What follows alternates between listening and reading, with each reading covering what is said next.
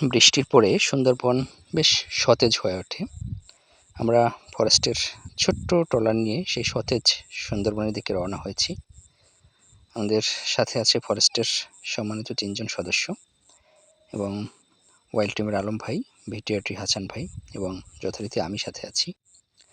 আমাদের আজকের সুন্দরবনে যাওয়ার উদ্দেশ্য হচ্ছে কিছুক্ষণ আগে গ্রাম থেকে উদ্ধার করা একটি অজগর সাপ বনে অবমুক্ত করা। আমরা কথা বলতে বলতে একেবারেই সুন্দরবনের কাছে চলে এসেছি। সুন্দরবনের নৌকা, আমাদের ইঞ্জিন নৌকা ভেড়িয়ে হাসান ভাই নেমে পড়েছে, সাথে যোগ দিয়েছে আলম ভাই। সাপটিকে বের করা যাচ্ছিল না, ও হচ্ছে সাপের মাথাটা কোন দিকে আছে সেটা বোঝা যাচ্ছিল না।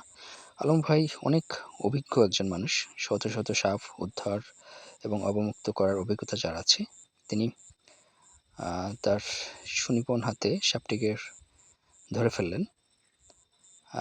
সাপের মাথা বের করে নিয়েছেন একেবারে। বাহ, বিশাল সাপ বস্তার ভেতর থেকে বের করা হচ্ছে। সহযোগিতা করছে হাসান ভাই, সাথে ফরেস্টের এক ভাই যোগ দিয়েছেন। সাপটি বেশ বড় সড়ো, মিনিমাম 10 ফিট তো প্রায় হবে, এবং সাপটিকে আমরা ওজন করেছিলাম, 8 কেজি ওজন হয়েছে। একটা বিষয় হচ্ছে যে সাপকে ছোট দেখালেও এই সাপ কিন্তু একটা ছাগল পর্যন্ত খেয়ে ফেলতে পারে।